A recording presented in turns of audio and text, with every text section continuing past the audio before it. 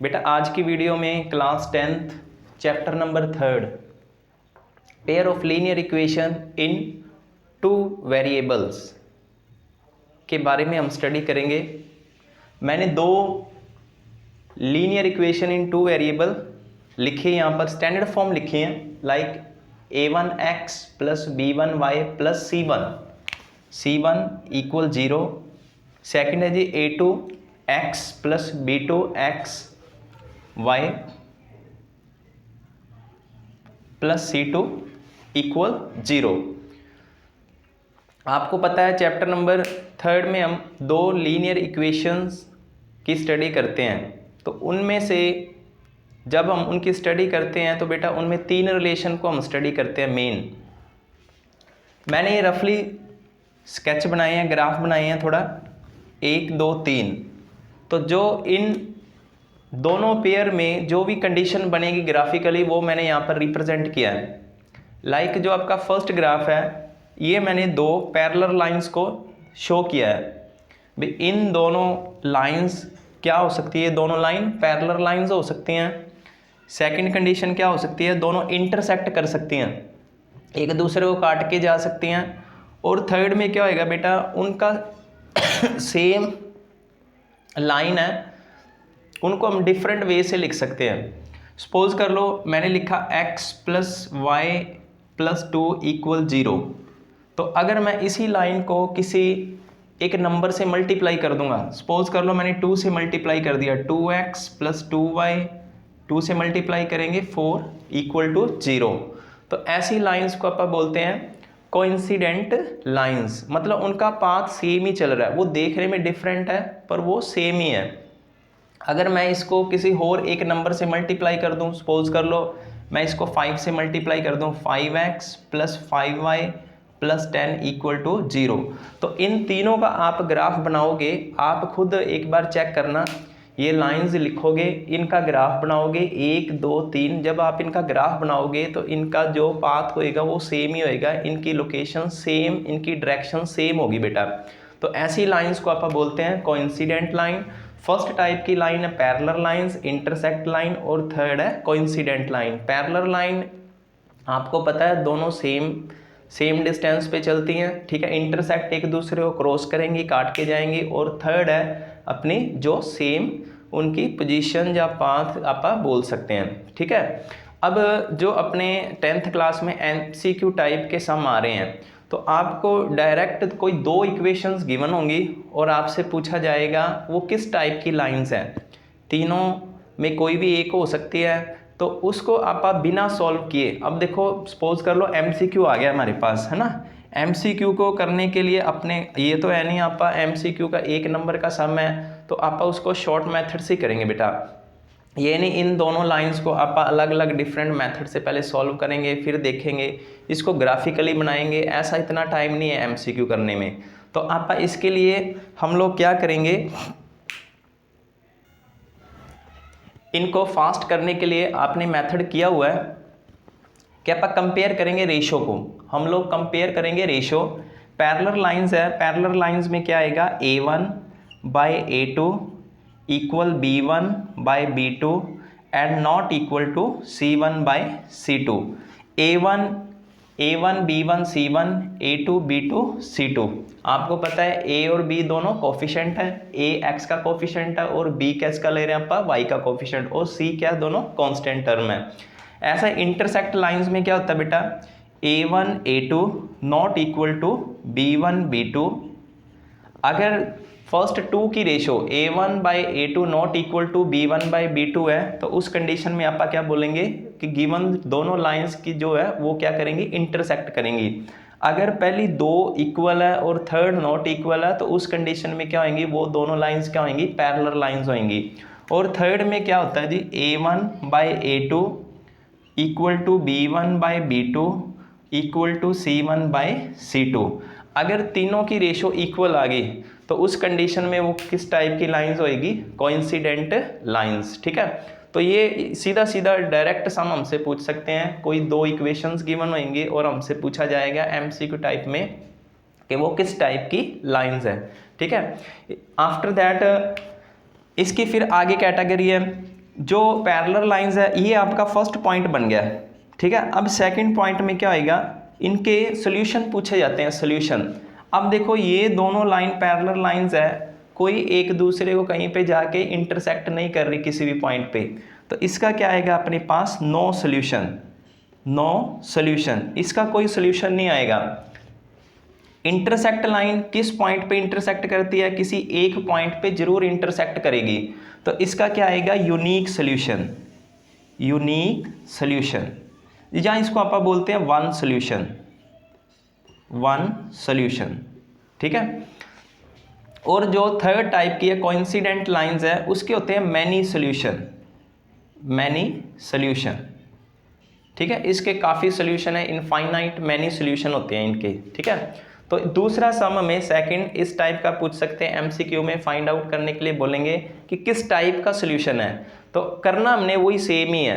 मान लो आपके पास दो कोई इक्वेशन है, तो हमसे उन्होंने पूछा अभी किस टाइप का सॉल्यूशन है, तो आप यही करोगे सेम, रेशो कंपेयर करोगे, रेशो कंपेयर करके अगर दो इक्वल है और थर्ड नॉट इक्वल है तो आप लिखोगे नो सॉल्यूशन।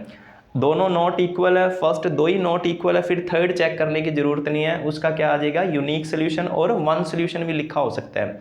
ऑप्शंस में अपने को यूनिक या वन दोनों ही लिखे, कोई दोनों में एक लिखा हो सकता है।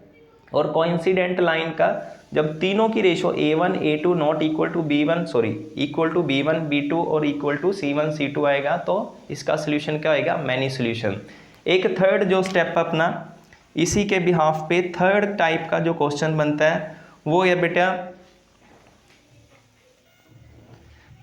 थर्ड टाइप का जो हमसे क्वेश्चन पुट करेंगे, इन दो इस जो फर्स्ट का पैरेलल लाइन का उसमें वर्डिंग यूज़ करते हैं भी कंसिस्टेंट है और इनकंसिस्टेंट सोल्यूशन है। तो जो अपना पैरेलल लाइन का होता है बेटा वो होता है इनकंसिस्टेंट, इनकंसिस्टेंट, ठीक है। और इन दोनों का क्या होता है बेटा, कंसिस्टेंट, कंसिस्टेंट, ओके। कंसिस्टेंट मतलब इनका कम से कम अपने पास एक सोल्यूशन तो आ ही रहा है, जो इन दोनों का सोल्यूशन आ रहा है और इन दोनों का कोई भी सोल्यूशन हमारे पास नहीं आ रहा है, ठीक है। तो ये अपने को अगर आप ये आज वाली वीडियो जस्ट इतना करके जाओगे तो हो सकता है एक या दो एमसीक्यू इस अपनी वीडियो में आपको फाइनल पेपर में मिल जाए। तो एक बार थोड़ा आप रिवाइज करेंगे, कोई भी दो में इक्वेशंस गिवन होगी, ठीक है, थर्ड चैप्टर में, और हमसे दो इक्वेशन देकर वो कोई भी एक दो तीन और इन तीन टाइप में से कोई भी एक सम हमें फाइंड आउट या एमसीक्यू टाइप में हमें पुट करेगा। तो पहला जो है, पहले A1 कोफिशिएंट को हम कंपेयर करना है, A1 A2 फाइंड करेंगे, B1 B2 और C1 C2।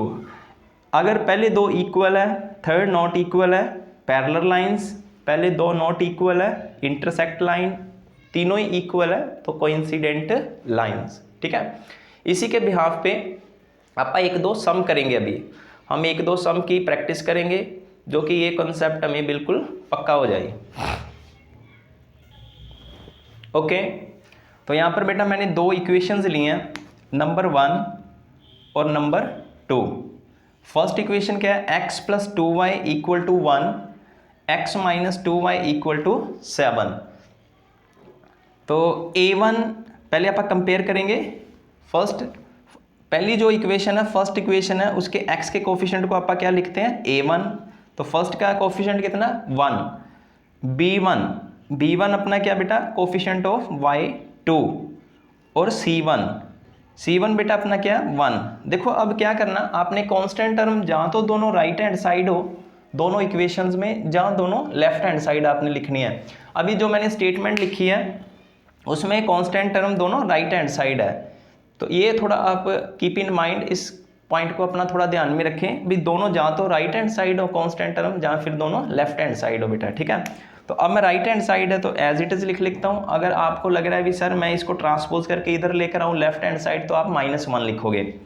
A1 B1 C1 A1 A2।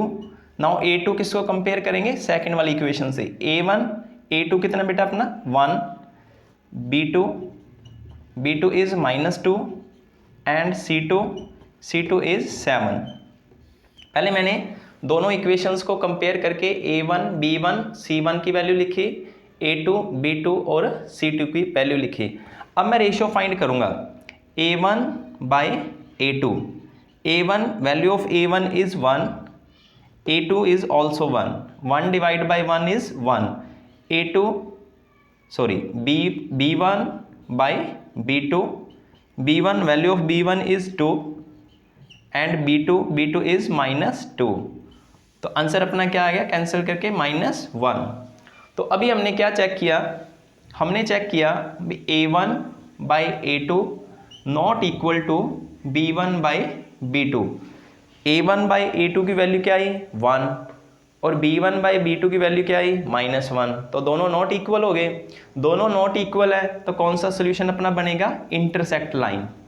तो आप इनका अपने पास ऑप्शंस में होगा इंटरसेक्ट लाइन, कोइंसिडेंट लाइन, है ना, parallel lines and none of these. तो अपना आंसर क्या आएगा, इंटरसेक्ट लाइंस। ओके, इसके साथ ही हमें मान लो जो इंटरसेक्ट पैरेलल लाइंस वाला नहीं पूछा तो इसमें अपने से पूछ सकता है यूनिक सोल्यूशन है, वन सोल्यूशन है, नो सोल्यूशन है। तो इंटरसेक्ट लाइन का क्या होता है अपना वन सोल्यूशन। इसमें ये भी अपने को एमसीक्यू टाइप में अपने को ऑप्शंस चेंज करके पूछ सकते हैं, ठीक है। और तीसरा मैंने क्या बताया था, कंसिस्टेंट और इनकंसिस्टेंट। तो इंटरसेक्ट लाइन कौन सी होती है आपकी ऑप्शंस में, क्या हो सकता है, कंसिस्टेंट, है ना।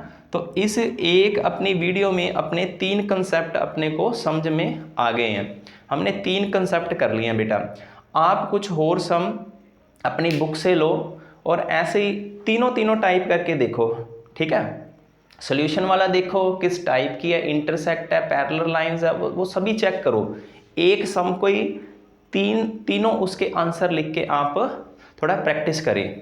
ओके बेटा, तो इस वीडियो को देखने के बाद मुझे लग रहा है आपको जो पैरेलल लाइन, इंटरसेक्ट लाइन और कोइंसिडेंट लाइन का जो कॉन्सेप्ट है वो बिल्कुल समझ में आया होगा और पेपर में जाने से पहले आप करके जाएं। थैंक यू वेरी मच बेटा।